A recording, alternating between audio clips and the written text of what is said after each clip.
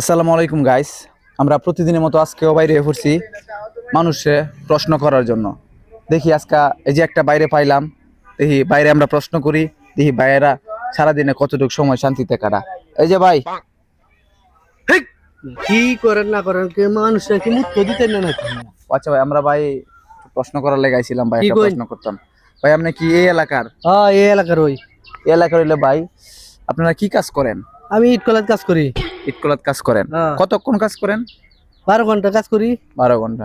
তাহলে আপনার একদিনে 24 ঘন্টার মধ্যে কতটুকু সময় আপনারা শান্তিতে কাটাতে পারেন? এই গ্রামের মধ্যে কতটুকু সময় আপনাদের শান্তিতে যায়? 12 ঘন্টা শান্তিতে তাই আরে। ও আচ্ছা, তার মানে ইটকলার বাহিরে যে 12 ঘন্টা সময় থাকে, এই 12 ঘন্টা সময় আপনারা শান্তিতে কাটাতে পারেন।